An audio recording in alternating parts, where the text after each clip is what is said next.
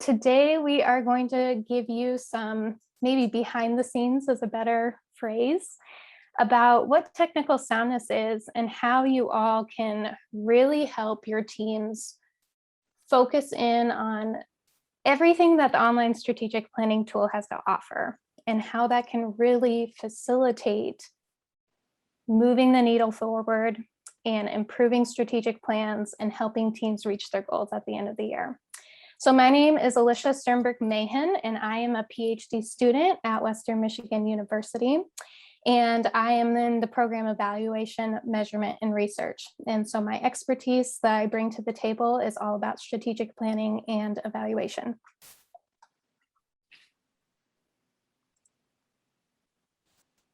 All right. So the purpose of this presentation today is threefold. The first is to increase your knowledge on what defines technical soundness. And the second is to increase your knowledge of why technical soundness is used and why the center is using it. And the third is to increase your knowledge on how to improve strategic planning using technical soundness. So for today's agenda, we are going to talk about four main concepts. The first is, what is technical soundness? The second is, why is technical soundness important? The third is that we're going to go through all of the various components of technical soundness and really break down all of those components that you're seeing in the tool, from the goal to the tasks that the teams input, all the way to the outcomes, the indicators, and the data sources. So we're going to go through each of those things, talk about an evaluator, how an evaluator evaluates these plans, and then talk about how the center is conducting technical soundness. So let's answer that first question. What is technical soundness?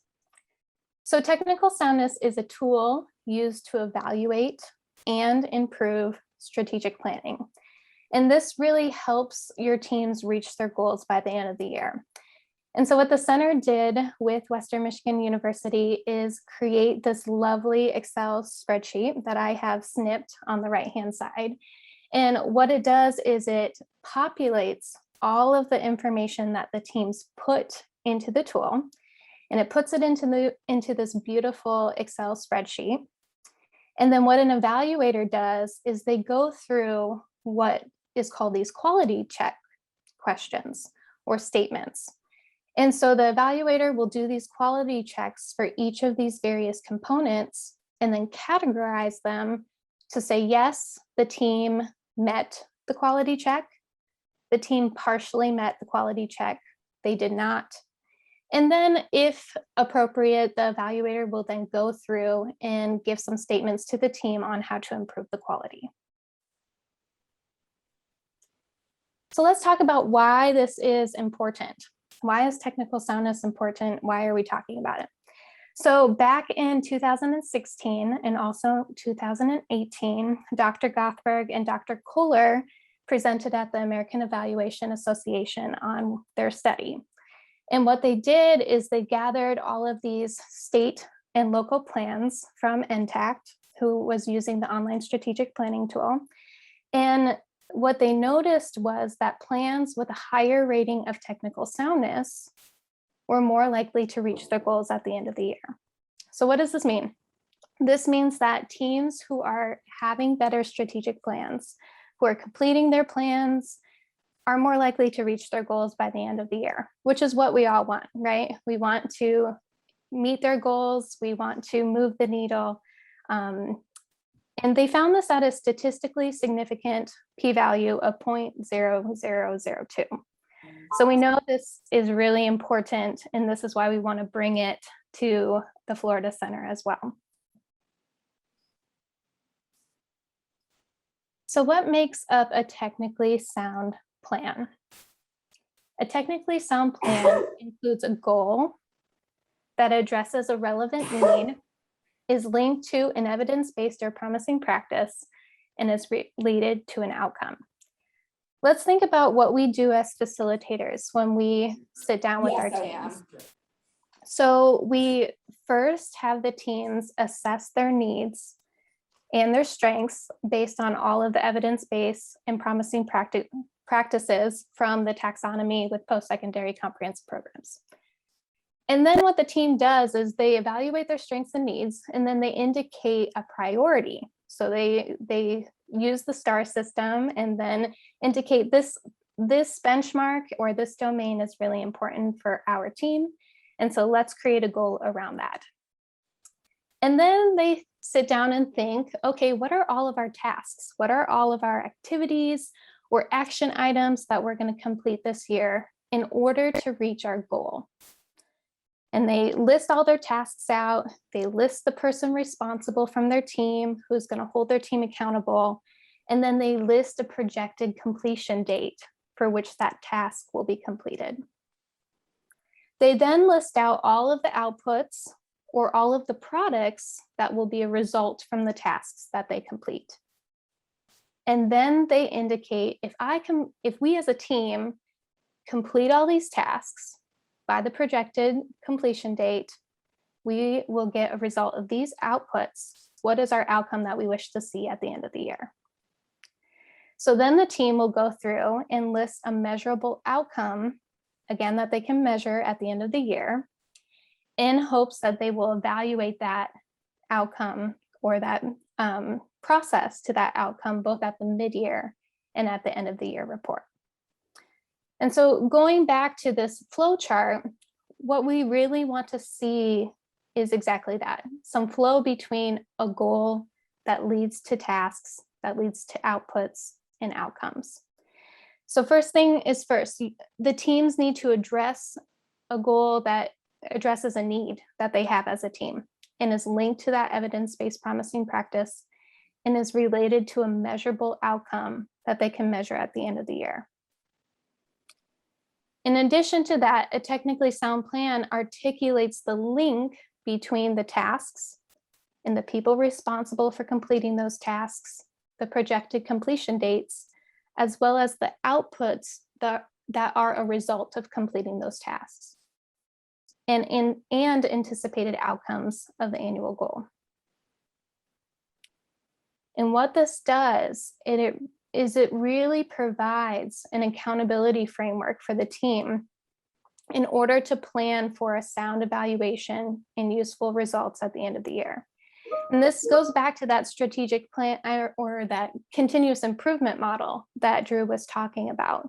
In the fact that the teams create a plan, they then evaluate that plan and then work towards how they can go on to the next strategic plan for the next year.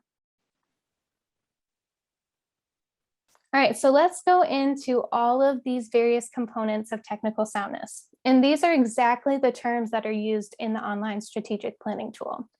So you have your goal, the tasks that the teams will complete, the output, the people responsible, the projected completion date. And then we have this area within the online strategic planning tool called outcomes, where the teams list outcomes, indicators in their data sources. So what we're going to do is talk about each of these various components and how an evaluator would go ahead and evaluate each of these components. And the first one is the goal. So after the teams indicate that they would like to make a plan, they will then input their goal that is associated with a specific benchmark under a specific domain.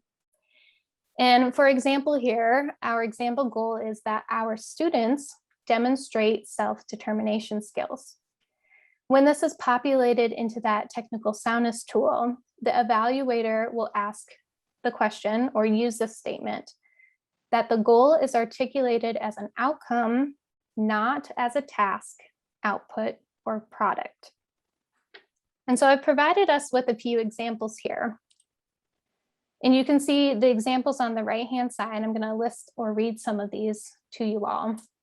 The first is by the end of each semester, all incoming students will participate in a person-centered planning aligned with students' career goals. And as you can see, this is listed or phrased in terms of an outcome. It's not listed as a task or an action item. and it's not listed as an output or product, otherwise a tangible, we'll say a noun or a tangible thing. Another example would be increase student access and use financial aid as needed to support their program enrollment and completion. So again, this is an outcome. It's a change in behavior, knowledge, or condition. The third is to increase student participation in community-based internships. And the fourth is our faculty demonstrate teaching practices that meet the needs of all learners. Some non-examples I've provided us on the right-hand side. The first one would be to establish person-centered planning. Why this would not be a goal is because it's a task or an action item. So this is something that the team will do throughout the year, not a goal that they wish to see at the end.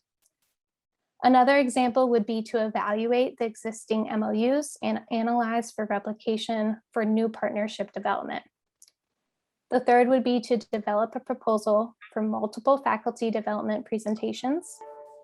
And the fourth would be to work with legal counsel to develop release of information. So again, as you can see, all of these are very action-oriented and don't look at a change that they wish to see by completing such tasks at the end of the year. The second thing that we evaluate is our task list. So here are some examples that I provided to you all. So if our goal is to increase self-determination with our students, our task list should align with that goal. So here are some tasks. Number one, to identify appropriate self-determination tool. Number two, administer the self-determination assessment tool. Number three, review that data to identify students' self-determination strengths and needs. Number four, identify and develop strategies to address and improve specific needs, so on and so forth. And what the evaluator does is look at that and say, are the tasks listed sufficient to accomplish the goal that the team wrote? And this is kind of looked at in two ways. The first is, are these tasks aligned with the goal? Because sometimes teams create a goal, but then their tasks don't align with what they wish to accomplish at the end of the year.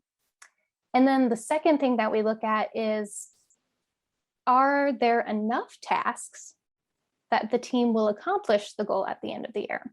So sometimes what we see is maybe one task is listed or two, and that could be just due to time with their team planning time. And sometimes it's that we haven't pushed our teams enough to help them think about what are all the things that you want to or need to accomplish throughout this year in order to reach your goal at the end of the year.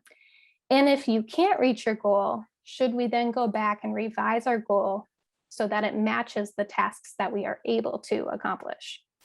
So it's like eating a crumb of the pie instead of the whole pie, right? So revising it. All right, so I went through some examples that I kind of shared with you with our overarching strategic plan, but here are some non-examples. And really, these are outputs is what I would call them. These are products of completing a task. But here are some things that are listed: grant application, a CTE survey, peer mentorship program, or like I said before on the previous slide, maybe there are tasks listed, but there aren't enough tasks listed in order for the team to accomplish their goal. All right, so the third thing that we evaluate would be the output section. And what we wish to see here is that there is a one-to-one ratio for our tasks and outputs. Therefore, if there are 7 tasks, your team should also have 7 outputs. And the evaluation statement that the evaluator will use is that the tangible outputs are identified for each task. So sometimes what I wish or that I suggest that the teams use is a numbering system. So they'll number all their tasks, and then they know task 1 aligns to output 1 and task 2 aligns to output 2, so on and so forth. But that's just a preference based on each and everyone's teams. And what you want to think about is that the output is really your tangible product from the team completing their task. Therefore, in 2 slides before that, I said that the task was to identify a self-determination tool. Therefore, as a result of that, the team will have an output or a product of a self-determination tool. If the team's task is to administer the self-determination assessment, then as a result of that, the team will have self-determination data. If the team is to assess the student's strengths and needs, then as a result of that, it would be a document of all the students' strengths and needs.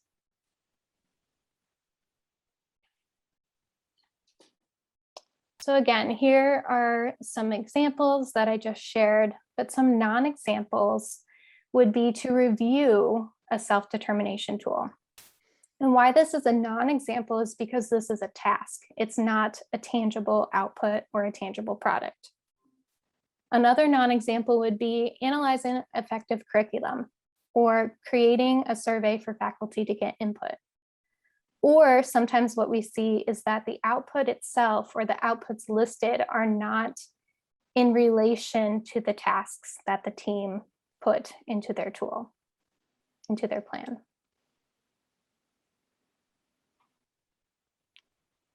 All right, so the next step that teams do is to identify a person responsible for each of these tasks. And this gets a little tricky because we say person responsible in the tool, but really what it is the team member who is going to hold the team accountable for completing that task. So what we want to see here is a specific name and or a title that is identified for each of these tasks. So here are some examples. I put in the names of individuals from the Florida Center. So a good example would be Janice or Drew or Iris. And each of these members of the team are going to be in charge of specific tasks within their plan, within their strategic plan. And they themselves are going to kind of put on the hat for that task and really ensure that the team is going to complete that task by the projected completion date or by the end of the year. Another good example of this would be to list the title of the individual. And so maybe your team members don't know the name of the individual, but they can put like assistant director or new coordinator, so on and so forth. What are some non-examples would be those generic terms. So staff, team, everyone, listing everyone's names on the team, or some offices such as student services or career development. And really that, again, it doesn't put any ownership on specific tasks for specific team members. And what we found is that if your team members are taking ownership of pieces of the strategic plan, things are going to get done by the end of the year. All right, and then the next part is the projected completion date. And really what we're looking for is something simple like a date that is specified for the completion of each task. And normally we don't have any problems with this area with technical soundness. Typically teams put in a date, but some non-examples would be that maybe the team does not list a date, or maybe the team actually carried over their strategic plan from last year and did not they didn't look at the dates again for this coming year and plan again for this coming year. And then what I would also stress to us as facilitators is ask your team, is the projected date actually feasible? So again, this is looking through, is the team biting off more than they can chew? Or are all the dates kind of clustered in one semester? Can we spread it out? Just ask your team, is this feasible for you all to complete? We all know that as the year goes, we have cycles of busyness and we have cycles of slowness. And so ask your team, can you complete all of that before December or before the beginning of the year when things are a little bit more stressful, or can you move it to a different time? All right, and then the next area is also a one-to-one ratio. And this would be the outcome section. In the outcome section, the teams will input an outcome, an indicator associated with that outcome, and then a data source associated with that indicator as well as that outcome. Let's talk about the outcome first and how we evaluate that. So the quality check for the outcome area is that outcomes are articulated as a change in knowledge, a change in behavior, or a change in condition. So this is something that we want to measure at the end of the year to look for a change, an improvement in. Here are some examples. The first one is increased faculty knowledge for using universal designs in their courses. The second is students gain independent living skills for off-campus housing. And the third is students will meet minimum standards for assignment completion. And they've defined this as more than half of the assignments completed monthly. And last but not least, there is an example of increased enrollment to 15 students per year. So all of these examples indicate a change in something: increased faculty knowledge, gain independent living skills, will meet minimum standards, will have increased enrollment. Typically it's an increase, but it's not to say that teams won't say decrease or will gain or will meet these requirements. Some non-examples would be applicant interviews, develop curriculum for class on self-determination, and faculty hold high expectations for their students. Let's talk about this third one right here. So faculty hold at high expectations for their students. That would be a good goal or a good start to an outcome, but let's push it a little bit further and say, how can we measure the high expectations that faculty hold for their students? And then, as I've repeated, what also we see in this area is that teams will put in really good outcomes in terms of indicating a change, but they're not aligned with the tasks that they put above in the outputs that they listed above in their strategic plan. For the indicator section, really what we're looking for is that the indicators listed are units of measurement, and that helps identify progress towards the outcome. An example here is if we want to demonstrate an increase in self-determination skills, then I have a unit of measurement of the number of students who request support in their academic areas. So if I want to increase faculty knowledge of UD concepts, then my unit of measurement would be the number of faculty who complete a training in UD concepts. If I want to measure an increase in living independently, then I could measure that by the percentage of students living independently after their program. If I want to show how students are meeting the minimum standard or the minimum requirement, I can measure that by the percentage of assignments completed. And if I want to increase and have students be enrolled at 15 every semester or throughout the year, then I'm going to measure that by the number of students enrolled. Some non-examples would be course sequence and syllabi. Students will advocate for themselves, attendance in class, or that the indicator does not align with the outcome that they listed above. All right, and then the last component of the outcome section is to talk about the data sources. And really these sources are identified, these sources identified provide evidence of progress towards the outcome. So again, we're looking at, we have our units of measurement. Where are we going to find those units of measurement? What are our data sources that we're going to use? So again, if I want to look at the number of faculty who attended the webinar on UD concepts, I'm going to look at my data source of webinar attendance records.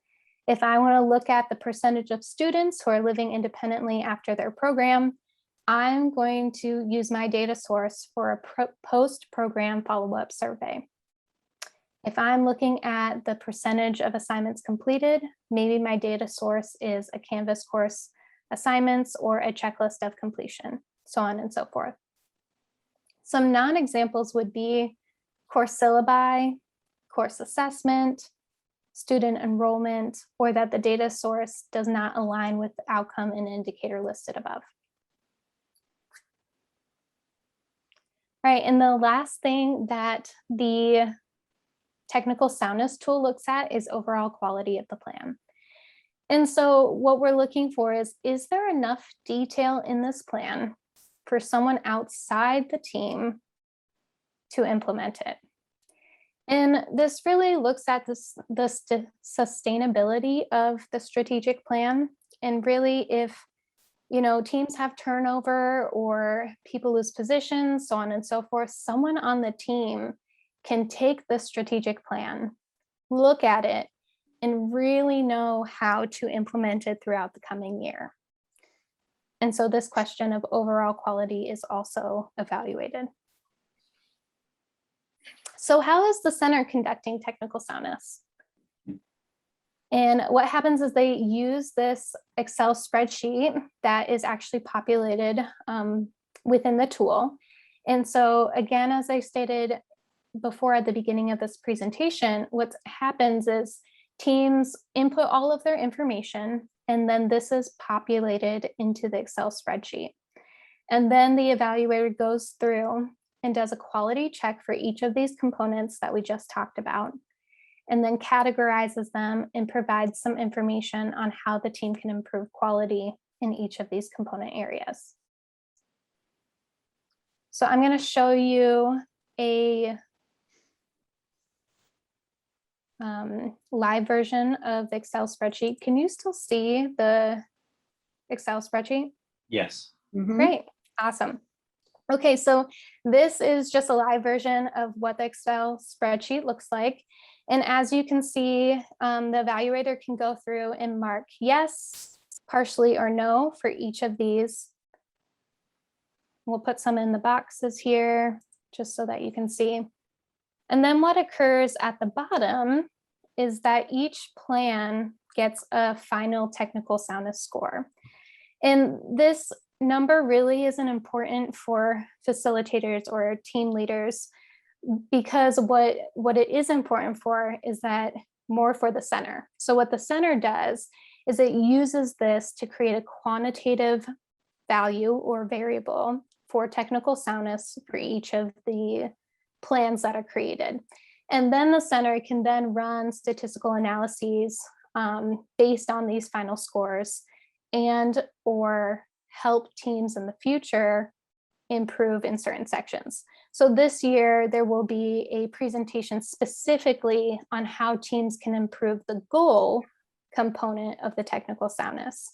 And then it doesn't have to be the whole technical soundness thing all at once. We can focus in on different components of it.